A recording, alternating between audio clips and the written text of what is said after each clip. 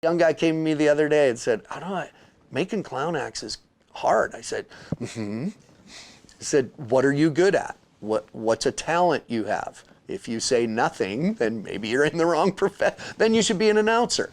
See. Living life, living right. If you want to ride with me, better hold on tight.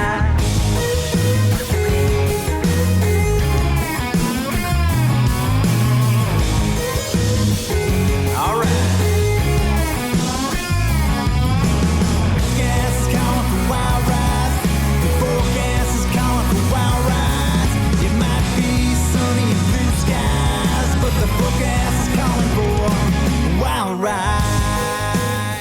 Hi, I'm Terry Dvorak with Charbonneau Car Center, and I'd like to thank you for watching this episode of Wild Rides.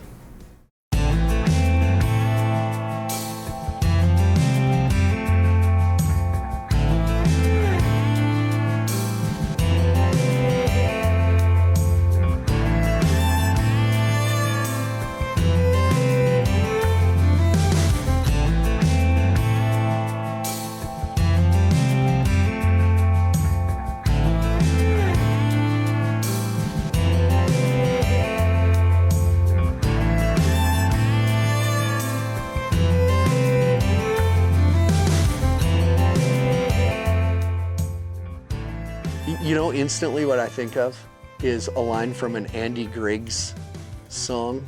You know Andy Griggs, country music singer? And the line is, "If heaven was a town, it would be my town on a summer day in 1985. And I've talked to Andy Griggs about that line. I can smell my town in the summer. And summer day in 1985 was the summer before my senior year. And then it says, everything dreamed was out there waiting, and everyone I loved was still alive." That's how it rhymes. He picked 1985 because it rhymed with alive, not knowing how much it would mean to everybody. So when I think 7, I was in Choteau, Montana. I can smell my town in the summer. I always think of summer, because winter's just dead up here, kind of. Big cottonwood trees in our yard, and so June the cotton would fly and we'd go out and burn the cotton and get in trouble. I played baseball all the time in the summer. So my days, and this is what kids miss now, and I always attribute, everybody tears their ACL now. You ever notice that? Everybody, "Oh, I tore my ACL." Nobody when I was young in high school tore our ACLs. And I think because my day consisted of getting on my bike and riding to town and riding around town. We'd meet friends, we'd ride around, then we'd throw our towels over our neck and go to the swimming pool all afternoon, stop at the bakery and grab a donut for a nickel. For some reason, they were 7 cents. I remember it, isn't that weird? And then I'd go home, eat something, and I'd put my baseball glove over my handlebars, and I'd ride the 1.5 miles on my bike to baseball practice. And if I had a baseball game that night, which was twice a week, I'd look west. We lived against the Rocky Mountain front. I'd look west and make sure there was no thunderstorms coming. Because I loved games, like playing baseball games, football games, basketball games so much that I'd watch to make sure our game wasn't going to get rained out. And if it did, I'd just be so mad. And my parents in the summer, for the most part, both worked. And so that's where a lot of what I do comes from. My mom says that. Flint's creative because he was a latchkey kid. I was home a lot, and my brother would go with his friends, and I love being alone. And I'd go out and play outside. We skinned our knees, we hurt our elbows, we climbed trees. That sounds cliche now, but that was my world. I lived in a town of 1,800 people, and that was not a small town to me. I didn't know it was a small town. And even in high school, I didn't think I went to a small high school, 180 kids in 4th grade. To me, that wasn't a small high school. The kids down the road, they were from a small high school. But I go home now to my folks' same house, and I can smell summer. And I get butterfly, and I should be on my bike, meeting my friends somewhere and we'd get our inner tube. Spring Creek runs through Choteau, Montana. And we'd walk with our tubes. Nobody drove us. We want to float the creek today, Mom. Well, go check at the tire place, see if they have any tubes you can use. My mom and dad didn't wait on us. We had to figure that crap out. And we'd float 2 miles down this creek and end in the park and walk home, 1.5 miles home. And that's why my mind is like this, because we were alone. We had to figure stuff out. We got in trouble. Whatever. We got our butts paddled. But my parents didn't sit all day. We didn't have cell phones for someone to check on us all the time. We were trusted, and we'd go by ourselves to float the creek through town, and none of us died. Isn't that amazing? None of us died. None of us, I mean, I don't know. That's long answer to what 7 years old was, but 7 till I was out of high school, that was my world. Just whatever. When I got old enough that we were in cars, we cruised the drag. We drove up and down Main Street. And Choteau has a cool, it's one of those ones with the courthouse at the end of Main Street, so it loops around. So you never had to stop. You just looped around, and every once in a while kids would get daring and everybody'd switch lanes and go the other way. It sounds like innocent fun, and I guess it was. I mean, my childhood, that's where my creativity comes, is the way I had to spend time as a kid. Rodeo clowns now are calling themselves the rodeo entertainer. And I always want to say, just be a rodeo clown. I didn't make that title change. The PBR made the change.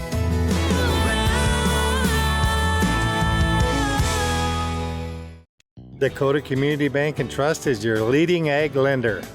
We have always promoted farming, ranching, rodeo, and our Western heritage. In 1987, Hugh Connolly won the first saddle we sponsored, and since then we have sponsored nearly 200 saddles to rodeo athletes. We have been a leader in the ag business and the Western way of life since 1940. We have been a proud sponsor of rodeo, ranching, cowboys, and the cowboy way for the last 80 years. Come bank with us at Dakota Community Bank and Trust. Big Boy Toys.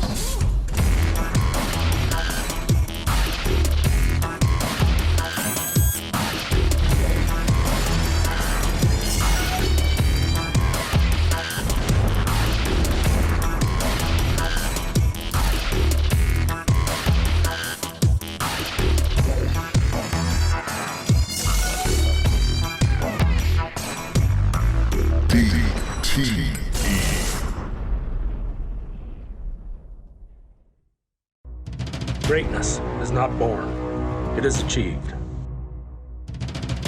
Forged in tradition, driven to excellence. It's about passion. It's about pride.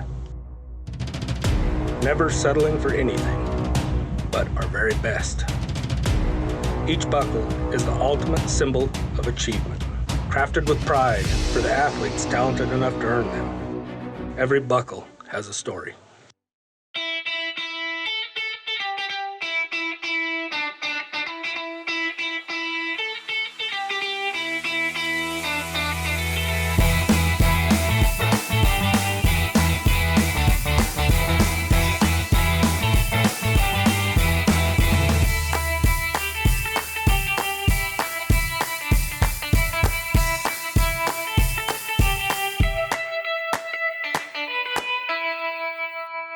Montana Peterbilt is your first choice for new, medium, and heavy-duty trucks. With locations in Billings, Missoula, and Columbia Falls, we offer a large inventory of parts, 50 bays for truck and body repair, and Peterbilt's full line of state-of-the-art trucks. But by far the best thing we have to offer is our people, dedicated to providing you with transportation solutions. Montana Peterbilt, committed to building long-term relationships through consistent and unsurpassed customer service. Montana. We're proud to say it's where we live and where we work. We're so much more than pretty scenery. We are all hardworking, resilient, and resourceful. The vibe is different here. Stockman Bank, Montana's brand of banking.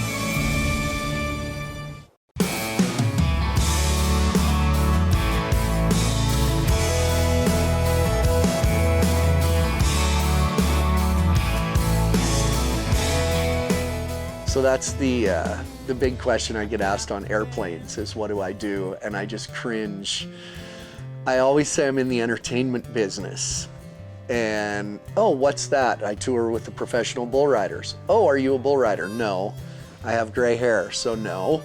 And so I never quite know how to say. If I say I'm a rodeo clown, they say, ooh, that's dangerous. Well, no, I don't do the dangerous part. So you're an announcer? So I always describe myself arena entertainment. So like the PBR calls me the arena entertainer, exclusive entertainer. And it's funny now, and I look and I've been wanting to comment on it, maybe social media, I don't know. That's what we do now. That rodeo clowns now are calling themselves the rodeo entertainer. And I always want to say, just be a rodeo clown. I didn't make that title change. The PBR made the change because it's not a rodeo. So they went with arena entertainer because, and I don't make balloon animals. I've kept the makeup as tradition, but so that's how it evolved. But now everybody's an entertainer, not a rodeo clown.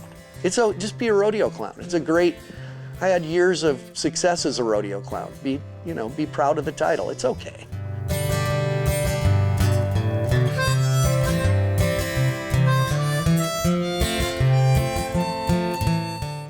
I'm more familiar with Robin Williams than I am Will Rogers.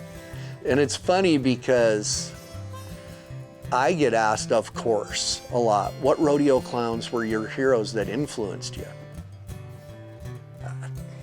When I was a little kid, I do remember liking to dress like, we'd play rodeo out in the yard and I'd dress like the bullfighter or whatever. But I also remember in high school, my little high school got a bulldog mascot suit. We were the Bulldogs. And I was enthralled when I was young with like the San Diego chicken and that kind of thing. And I wanted to be the mascot, but I was playing in all the sports. But that interested me. And I guess that was a lead in to what I'm doing now. But stuff like that animated stuff, but when I look at what entertainers I looked up to, I became a fan of Robin Williams later in his good work in movies and stuff. He was pretty crude stand-up comedian.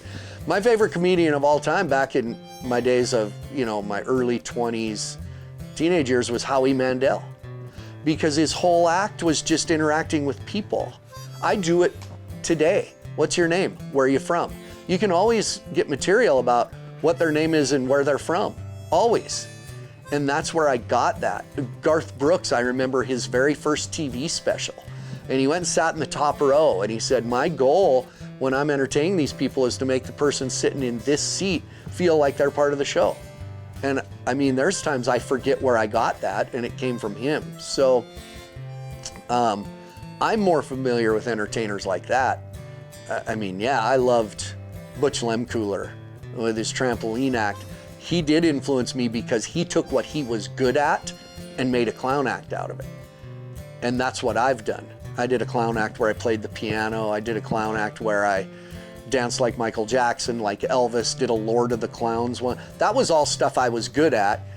Keith Isley and John Harrison do trick riding acts because they're great trick riders. So a young guy came to me the other day and said, I don't know, making clown acts is hard. I said, mm-hmm. He said, what are you good at? What's a talent you have? If you say nothing, then maybe you're in the wrong profession. Then you should be an announcer. But that's hard. And you got to know what your talent is. And my ideas came from stand-up comedians and singers. I feel like I'm on the music stage more than I am in the arena. So.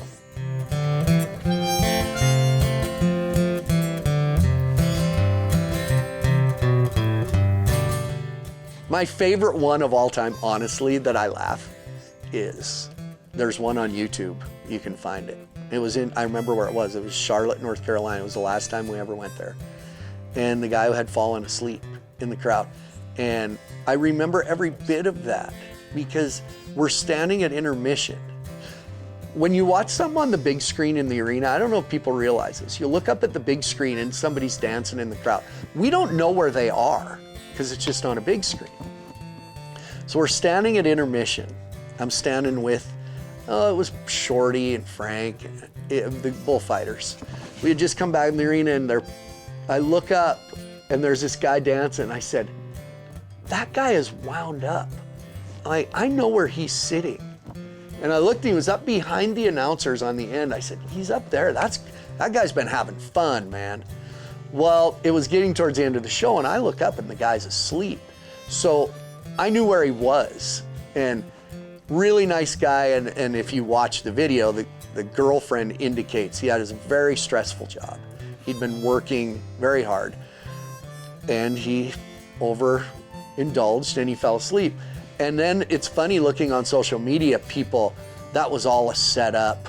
It was a plant. Never do I plant somebody in the crowd. It never works. You know who used to plant people in the crowd? And to this day, I know he does.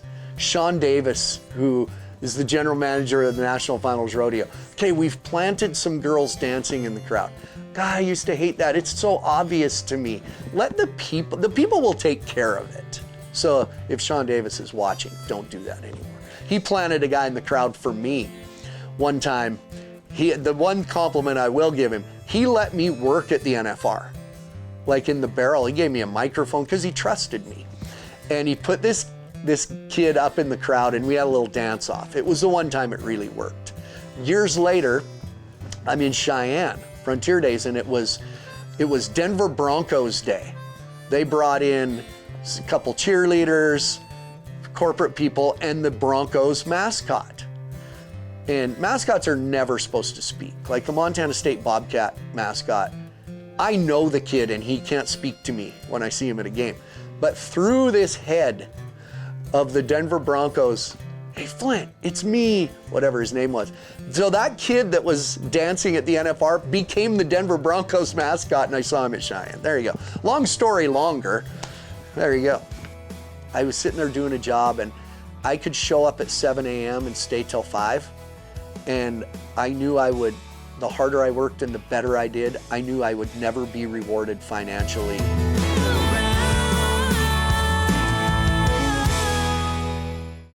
Get employee pricing on 2020 GMC Acadias, Yukons, and Yukon XLs now at Charbonneau Car Center of Dickinson. You pay what we pay. Plus, get up to $2,750 in rebates on the 2020 Acadia. You also get $6,000 cash back on 2020 Sierra light duty trucks with a total savings of over $10,000. No gimmicks, no games. Charbonneau Car Center. Great service, great savings, great selection. Charbonneau Car Center and GMC. We are professional grade. Nutrilix Plus and Joint Right, a supplement program so fortified it's in a class by itself. Nutrilix, the brand of quality, manufactures horse supplements that are designed to fill the gap with nutrients added at levels for maximum performance of your equine athlete. Our supplements contain the highest levels of concentrated key nutrients and highly digestible minerals, keeping your horses healthy and in condition, all with increased stamina and energy. Nutrilix Plus and Joint Right. It's what your horse is asking for. Montana Peterbilt is your first choice for new, medium, and heavy-duty trucks. With locations in Billings, Missoula, and Columbia Falls, we offer a large inventory of parts, 50 bays for truck and body repair, and Peterbilt's full line of state-of-the-art trucks. But by far, the best thing we have to offer is our people, dedicated to providing you with transportation solutions. Montana Peterbilt, committed to building long-term relationships through consistent and unsurpassed customer service. Hey, put on your Justin boots and come ride with us on the Cowboy Channel. Wild rides.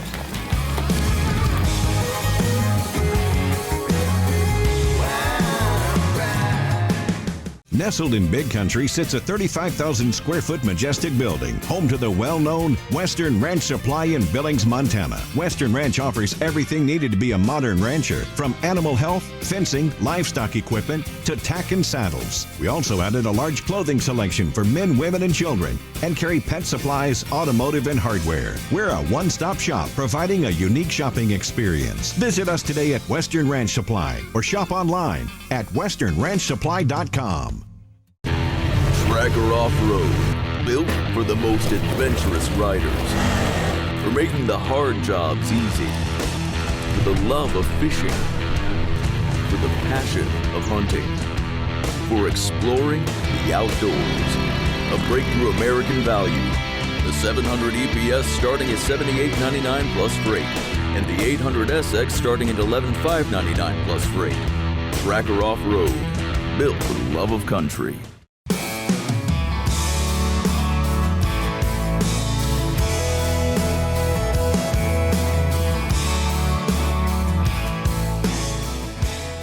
I taught math and history.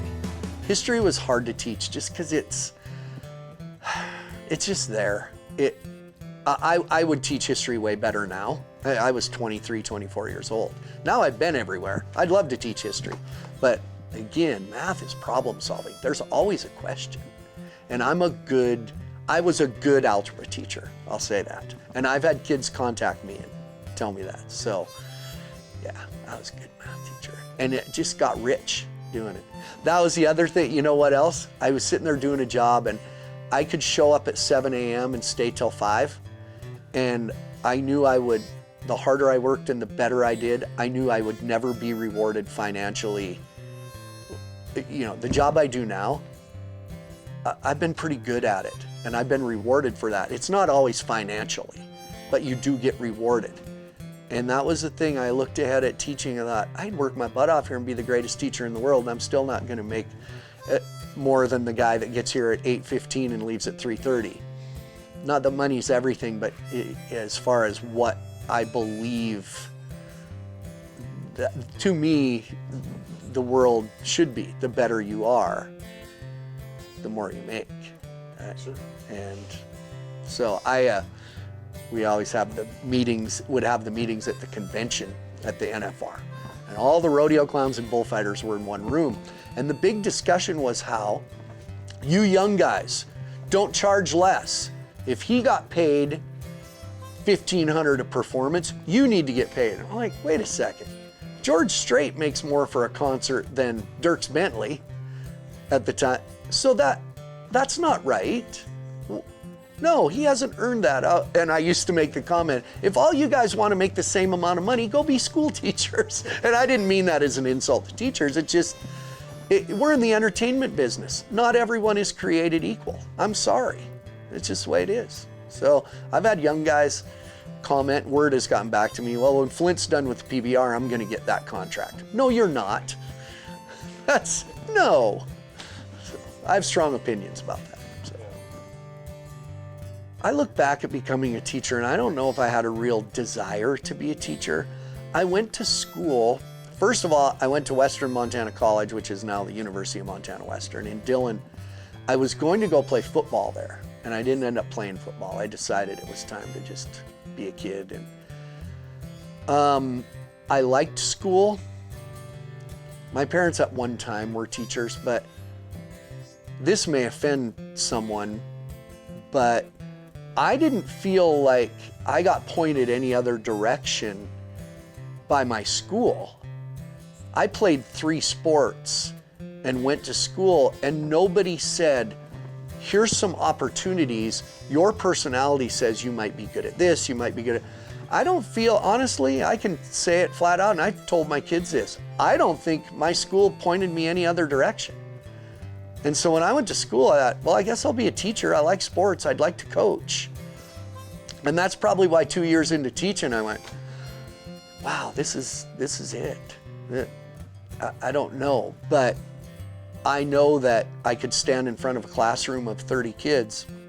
And yes, I had 32 kids in an Algebra 1 class and I wasn't overwhelmed by the student-teacher ratio or whatever it is. And I could stand and hold the attention of 32 kids with algebra problems, so hell, 10,000's easy. You know, just there's a relationship with my ability to stand up there and do that. I will say this, that when I quit teaching, I had some teachers there say I was stupid, that I'd never quit and pursue something else. Years later, that school paid me to come speak to the student body. So there you go.